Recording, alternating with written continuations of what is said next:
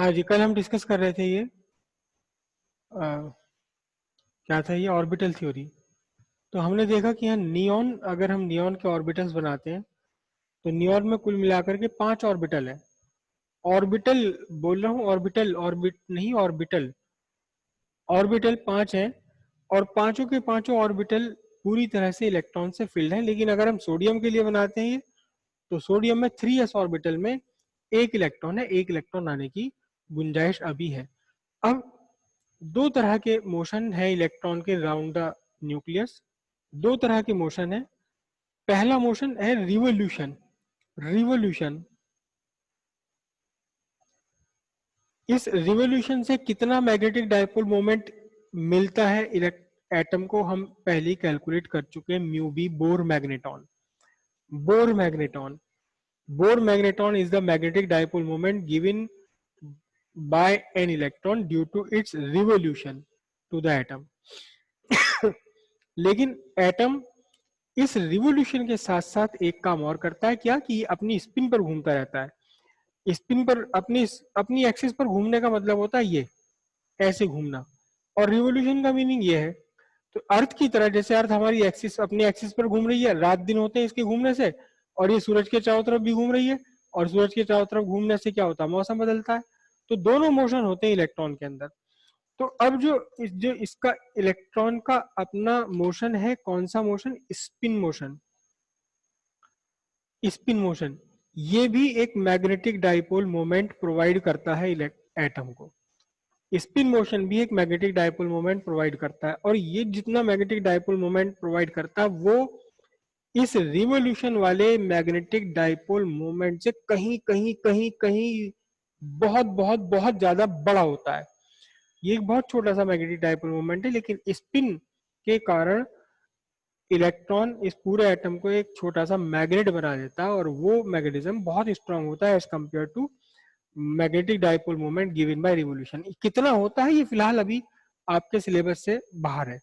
Nuclear physics में अगर आपने एमएससी करी तब आपको आप पढ़ पाएंगे कि ये रिवोल्यूशन, सॉरी, स्पिन से हमने कितना मैग्नेटिक डाइपोल मोमेंट प्रोवाइड करता है, लेकिन ये है बहुत ज्यादा। अब ध्यान से देखिए, दो इलेक्ट्रॉन है, एक एंटी क्लॉकवाइज घूम रहा है और एक क्लॉकवाइज घूम रहा है, स्पिन कर रहा है क्लॉकवाइज। तो एक इनमें से एक एटम ने मैग्नेटिक डाइपोल मोमेंट प्रोवाइड करा ऐसे, इधर नॉर्थ इधर साउथ बना दिया। लेकिन दूसरे वाले का क्योंकि स्पिन इसका उल्टा है, इसके स्पिन क्लॉकवाइज है, इसका एंटी क्लॉकवाइज है, तो इसने भी, दूसरे एटम के स्पिन ने भी मैग्नेटिक डाइपोल मोमेंट प्रोवाइड किया। लेकिन क्योंकि ये उल्टा घूम रहा था, इसलिए इसने जो मैग्नेटिक डाइपोल मोमेंट प्रोवाइड किया है वो पहले वाले डाइपोल मोमेंट का बिल्कुल उल्टा है। अब क्योंकि एक ही ऑर्बिटल में दोनों का बिल्कुल एक ही जैसा रिवोल्यूशन है, आइडेंटिकल रिवोल्यूशन है, प्लस हाफ माइनस हाफ लिखते हैं, तो फिर क्या हुआ, एक इलेक्ट्रॉन ने जितना डाइपोल मोमेंट दिया वो, और दूसरे इलेक्ट्रॉन ने जितना डाइपोल मोमेंट दिया, दोनों मैग्नीट्यूड में इक्वल है लेकिन अपोजिट डायरेक्शन में। तो फिर कितना मैग्नेटिक डाइपोल मोमेंट मिला इस पूरे एटम को, कुछ भी नहीं मिला। किसके कारण नहीं मिला, इन दोनों इलेक्ट्रॉन्स के कारण जो 1s ऑर्बिटल में थे। ये दोनों इलेक्ट्रॉन जो 2s ऑर्बिटल में थे, इन दोनों ने भी एक दूसरे के मैग्नेटिक डाइपोल मोमेंट को बैलेंस कर दिया, क्योंकि अपोजिट डायरेक्शन में इक्वल, इन्होंने इन्होंने सबने बैलेंस कर दिया। अब इन सारे इलेक्ट्रॉन्स ने एटम को मैग्नेटिक डाइपोल मोमेंट प्रोवाइड नहीं करा। एक्चुअली कर तो रहे हैं, लेकिन इक्वल और अपोजिट डायरेक्शन में मैग्नेटिक डाइपोल मोमेंट प्रोवाइड कर रहे हैं, तो कुछ भी नहीं बचा। तो फिर ये जो नियॉन एटम है, ये अगर मैं नियॉन की बात करूं, नियॉन एटम, एटम कौन सा, नियॉन। ये नियॉन अपने आप में मैग्नेटिक डाइपोल नहीं है, मैग्नेटिक डाइपोल नहीं है। Neon is, atom of neon is not a magnetic dipole. मतलब इसके अंदर ये अपने आप में एक न्यूट्रल है, जैसे लोहे का टुकड़ा होता है। मैग्नेटिक डाइपोल में और लोहे के टुकड़े में अंतर है। ये सिंपल लोहे का टुकड़ा है, लोहे का टुकड़ा, इसके अंदर कोई मैग्नेटिक डाइपोल मोमेंट नहीं है, कुछ भी मैग्नेटिक डाइपोल मोमेंट इसके अंदर नहीं है। ये आपके किसी भी लोहे की चीज को अट्रैक्ट नहीं कर सकता, बिल्कुल नहीं कर सकता। और इसी के साथ साथ ये एक मैग्नेटिक डाइपोल है, मैग्नेटिक डाइपोल है, इसकी मैग्नेटिक प्रॉपर्टीज आपके सामने है, ये रहा, ये अट्रैक्ट कर लेगा इसको, अट्रैक्ट कर लिया इसने, ठीक है। तो इसी तरह से नियोन, नियोन कैसा, नियोन का एटम अगर हम देख लें तो नियोन का एटम इस लोहे के टुकड़े के जैसा है कि इसका अपना कोई मैग्नेटिक डाइपोल मोमेंट नहीं है। Neon atom is not a magnetic, is not a magnetic dipole. Neon अपने आप में कोई मैग्नेटिक डाइपोल नहीं है, नहीं है, बिल्कुल भी नहीं है। लेकिन अगर हम बात करें, अगर हम सोडियम एटम की देखें तो सोडियम एटम में क्या बन रहा है, 5 ऑर्बिटल तो कंप्लीटली फिल्ड है, लेकिन छठे ऑर्बिटल में 3s ऑर्बिटल में एक इलेक्ट्रॉन आता है, दूसरा इलेक्ट्रॉन नहीं आता। एक इलेक्ट्रॉन है, दूसरा इलेक्ट्रॉन नहीं है। तो फिर क्या हुआ, इस इलेक्ट्रॉन ने जो डाइपोल मोमेंट प्रोवाइड किया वो बैलेंस हो गया इसके साथी इलेक्ट्रॉन से। कौन से साथी इलेक्ट्रॉन से, जो सेम ऑर्बिटल में है लेकिन अपोजिट स्पिन कर रहा है।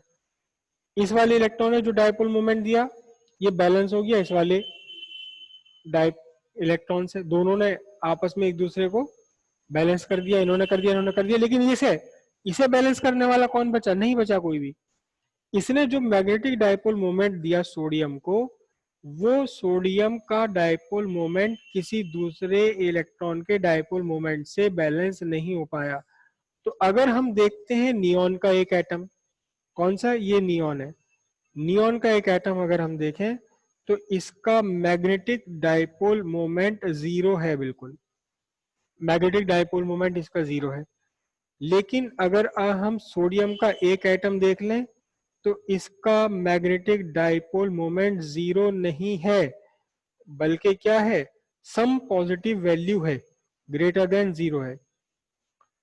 तो क्या इसका मतलब क्या हुआ, इसका मतलब ये हुआ कि अगर काश किसी तरह से आप एक एटम निकाल सके सोडियम का अपने हाथ में, तो ये सोडियम का एटम अपने आप में एक छोटा सा मैग्नेट है। सोडियम का हर एक एटम, सोडियम का हर एक एटम अपने आप में एक छोटा सा मैग्नेट है। ठीक है। अच्छा, सोडियम से ऊपर अगर मैं लूंगा, सोडियम से अगला कौन सा आएगा, सोडियम का 11 है एटॉमिक नंबर, 12 मैग्नीशियम। अगर हम मैग्नीशियम को देखें तो यहां भी एक इलेक्ट्रॉन आ जाएगा, इसका मतलब मैग्नीशियम में 6 ऑर्बिटल्स, 6 के 6 पूरी तरह से बने हुए। तो फिर मैग्नीशियम का एटम भी, अगर आपके पास कहीं से किसी तरह से आप एक मैग्नीशियम का एटम निकाल कर ला सकें, तो इसका मैग्नेटिक डाइपोल मोमेंट भी क्या है, 0 है। कोई इसके अंदर मैग्नेटिक प्रॉपर्टीज नहीं है। इसके अंदर मैग्नेटिक प्रॉपर्टीज है सोडियम में, क्यों, क्योंकि ये अपने आप में एक डाइपोल है। ठीक है, जो अपने आप में एक छोटा सा डाइपोल है, अपने आप में एक पूरा डाइपोल है, ये छोटे या बड़े की बात नहीं, अपने आप में एक कंप्लीट मैग्नेट है ये। इसका अपना एक साउथ पोल है, इसका अपना एक नॉर्थ पोल है। मैग्नीशियम से ऊपर आएगा कौन, एल्यूमिनियम। एल्यूमिनियम में हम यहाँ एक लेंगे, और एक जो 3p ऑर्बिटल है, 3px ऑर्बिटल है, उसमें एक इलेक्ट्रॉन होगा। एल्यूमिनियम से ऊपर फिर कौन सा आएगा, 13 के बाद 14, सिलिकॉन। सिलिकॉन में फिर दो, क्योंकि px और के बाद px py में जाएगा तो वहां 2 इलेक्ट्रॉन अनपेयर्ड रह जाएंगे, अनपेयर्ड, अनपेयर्ड रह जाएंगे। ये वाला इलेक्ट्रॉन कौन सा है, this electron is unpaired, pair पूरा नहीं हो पा रहा इसका, अनपेयर्ड इलेक्ट्रॉन। तो जब भी कहीं किसी ऑर्बिटल में अनपेयर्ड इलेक्ट्रॉन रह गया, तो ये अनपेयर्ड इलेक्ट्रॉन रहने के कारण वो एटम या आयन जो भी है, देखो ये जो कंसेप्ट है ये केवल एटम पर नहीं है एप्लीकेबल, ये एटम पर भी है, ये आयन पर भी है, और ये मॉलिक्यूल पर भी है। सिंपल सी बात है, अगर आप मॉलिक्यूल की बात कर रहे हैं तो आपको यहाँ मॉलिक्यूलर ऑर्बिट्स लेने पड़ेंगे, मॉलिक्यूलर ऑर्बिटल लेना पड़ेगा यहाँ आपको। अगर एटम की बात कर रहे हो तो एटॉमिक ऑर्बिटल लेना पड़ेंगे। अब सोडियम है, जैसे सोडियम है, सोडियम में का एक आयन अगर हम बना दें सोडियम पॉजिटिव, तो सोडियम का जो पॉजिटिव आयन है उसमें से एक इलेक्ट्रॉन निकाल के तभी तो बनेगा पॉजिटिव आयन, तो ये रह जाएगा। इसका मतलब जो सोडियम आयन है, अगर आपके हाथ में एक सोडियम आयन है, Na पॉजिटिव है, तो इसके लिए मैग्नेटिक डाइपोल मोमेंट 0 हो जाएगा, क्योंकि इसमें कोई भी इलेक्ट्रॉन अनपेयर्ड नहीं बचा। अनपेयर्ड वाला जो लास्ट इलेक्ट्रॉन था वो आपने बाहर निकाल लिया इसे आयन बनाने के लिए। तो आयन आयन के अंदर क्या रह गए, आयन के अंदर सारे के सारे पेयर्ड रह गए। जब पेयर्ड रह गए तो सोडियम एटम अपने आप में एक डाइपोल नहीं होगा, इसका मैग्नेटिक डाइपोल मोमेंट 0 हो जाएगा। हाँ जी, ये बात समझ आई। सिंपल सी बात है, अगर एटम या मॉलिक्यूल या आयन कहीं भी अगर कोई किसी ऑर्बिटल में अनपेयर्ड इलेक्ट्रॉन है तो वो एटम या आयन या मॉलिक्यूल जो भी होगा वो अपने आप में एक मैग्नेट बन जाएगा, छोटे से मैग्नेट की तरह बिहेव करने लगेगा। अच्छा एक बात और देखो ध्यान से, जितने ज्यादा अनपेयर्ड इलेक्ट्रॉन्स होंगे यहाँ पर मैं ले लूं यहाँ से, मैं ले लूं सोडियम, सोडियम 11, उसके बाद क्या था मैग्नीशियम 12, फिर एल्युमिनियम 13, फिर सिलिकॉन 14, फास्फोरस 15। फास्फोरस का बनाते हैं देखो, फास्फोरस 15 का बनाते हैं P15। तो P15 में 1s ऑर्बिटल, 1s ऑर्बिटल में 2 इलेक्ट्रॉन, ठीक है जी।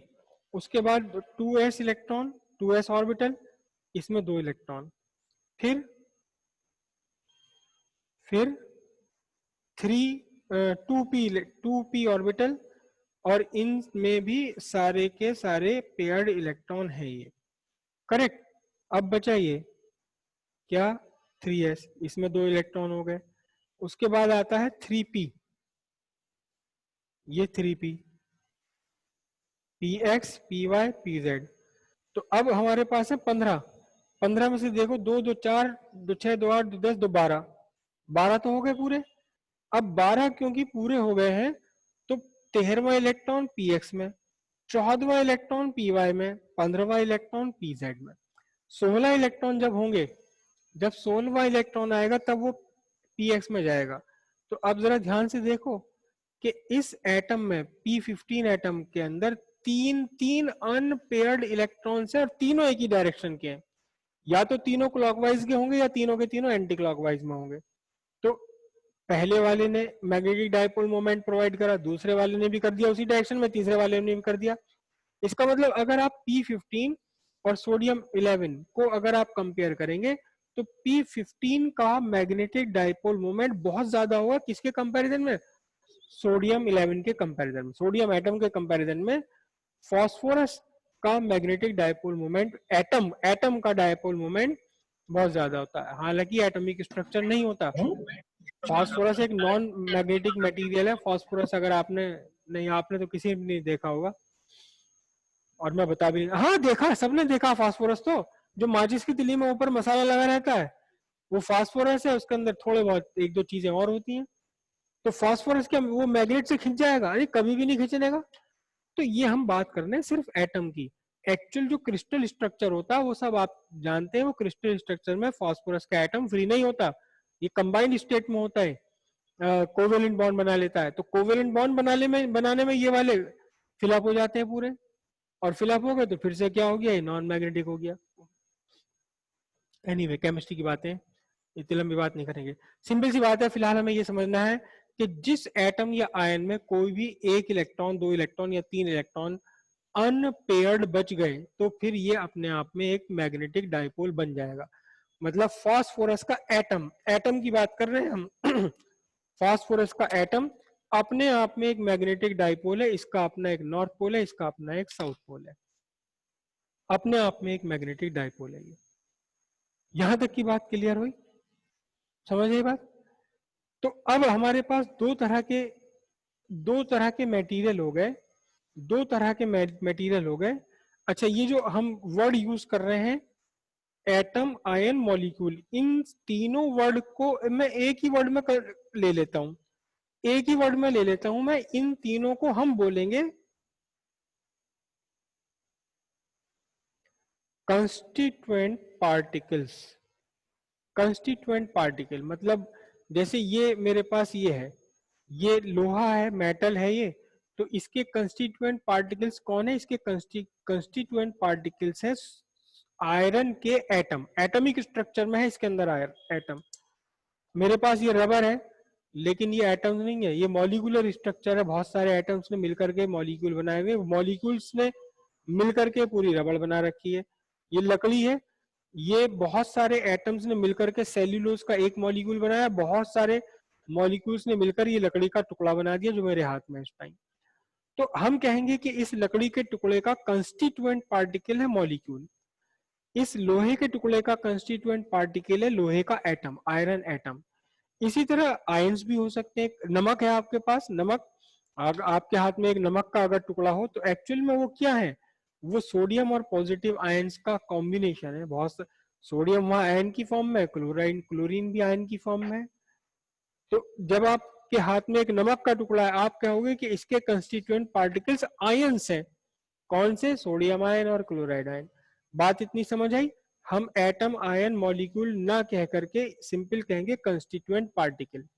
कंस्टिट्यूएंट पार्टिकल, अगर किसी मटेरियल के कंस्टिट्यूएंट पार्टिकल में अनपेयर्ड इलेक्ट्रॉन बचते हैं, चाहे वो 1 इलेक्ट्रॉन हो या 4 इलेक्ट्रॉन हो या 2 इलेक्ट्रॉन हो या 3 इलेक्ट्रॉन हो, तो फिर ये पार्टिकल अपने आप में एक मैग्नेटिक डाइपोल की तरह बिहेव करेगा। इसका अपना एक सर्टेन मैग्नेटिक डाइपोल मोमेंट होगा।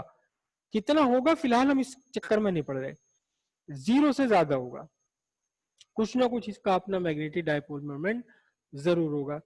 लेकिन अगर कोई मटेरियल ऐसे कंस्टिट्यूएंट पार्टिकल से मिलकर के बना हुआ है जिसके पार्टिकल में, ऑर्बिटल में कोई भी इलेक्ट्रॉन अनपेयर्ड है, सॉरी अनपेयर्ड नहीं है कोई भी इलेक्ट्रॉन, तो फिर ये अपने आप में मैग्नेटिक डाइपोल नहीं होगा, इसका मैग्नेटिक डाइपोल मोमेंट 0 हो जाएगा।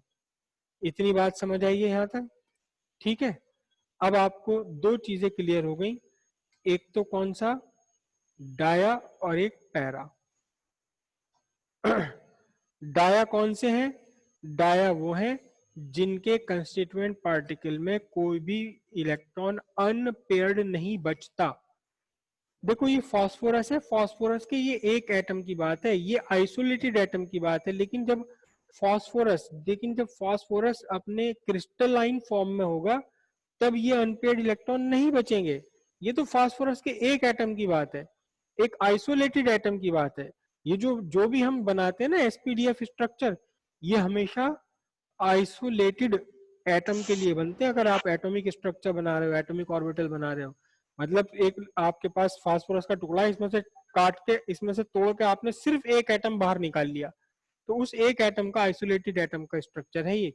लेकिन जब तक ये एटम क्रिस्टल में है तो आपको देखना पड़ेगा कि क्रिस्टल का क्या स्ट्रक्चर है। क्रिस्टल के कंस्टिट्यूएंट पार्टिकल आयन है, एटम है या मॉलिक्यूल है? अगर मॉलिक्यूल है तो फिर आप यहाँ मॉलिक्यूलर ऑर्बिटल्स बनाओगे और उनका फिलअप करके देखोगे, जैसे एटम के फिलअप करें आप, आपको याद नहीं है। तो अब आपको बात समझ आ गई कि डाया कौन से और पैरा कौन से। डाया मैग्नेटिक मटेरियल वो मटेरियल है जिनके कंस्टिट्यूएंट पार्टिकल में कोई भी अनपेयर्ड इलेक्ट्रॉन नहीं है।